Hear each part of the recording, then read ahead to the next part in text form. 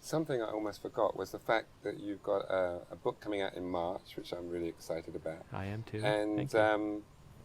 I asked you again off camera. I said to you, there's anatomy books out there at the moment, isn't there? Yoga anatomy, but I'm sure bunch of them, a bunch actually, of them. yeah, I'm yeah. sure yours is going to be like different. So how is it going to be different? I mean, you've got years of practice with the Ashtanga, this massive knowledge base as far as anatomy goes. How does that evolve into a book? Right. What can we expect? Well, I didn't write an anatomy for Ashtanga book. No. I didn't. Part of me wants to, but I didn't. No. There are a lot of books out there, and good books as well. And definitely I'm not one to just do what everybody else is doing. And I'm kind of glad I've waited to see what everybody else has done. And so the way I went different, and what I feel is always lacking in the delivery of anatomy, is making it simple and understandable. Making it delivered in a way that people feel like they're being guided on a journey, as opposed to like, splat, here's a bunch of anatomy, now figure it out. Yeah.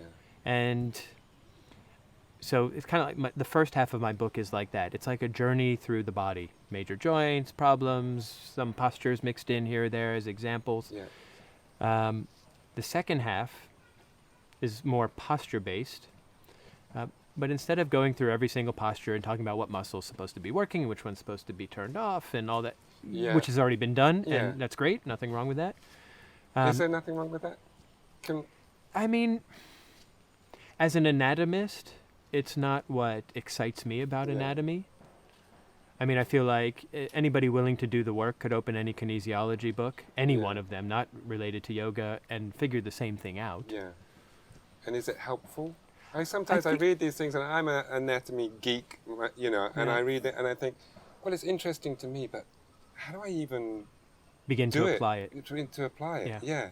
Yeah, I think it becomes a simplification of the posture that isn't very realistic, Yeah. because the postures are much more integrated and the anatomy is way more integrated. And I agree, what usually happens is people start to associate very specific muscles with a specific posture because they look at it as very complicated, so they simplify it in their own mind by just picking one muscle that's really interesting, one little part of it, and the whole is lost. The synergy of the whole thing is lost. So hence why I did the second half of the book the way I did, which is, instead of looking at individual postures, I looked at interrelated anatomical patterns. So I went off of that. So there's a very common pattern of external rotation in the hip. Yeah. Happens in standing, happens in seated postures. Yeah. So what postures do we see it developing in?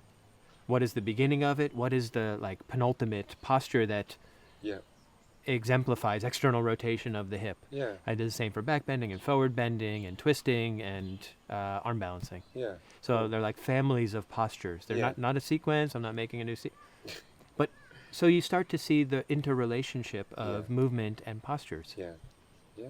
That to me is the application of It understanding makes the anatomy. sense, doesn't it? Yeah. Then you can apply it as and when. Yeah. And in many poses, as you say, include external rotation of the hip or medial rotation of Exactly. the shoulder or whatever. So whenever you see Yeah. external rotation of the hip going on, you know Yeah. that it's this related movement. Yeah. So once you understand that, then you can apply it in many places.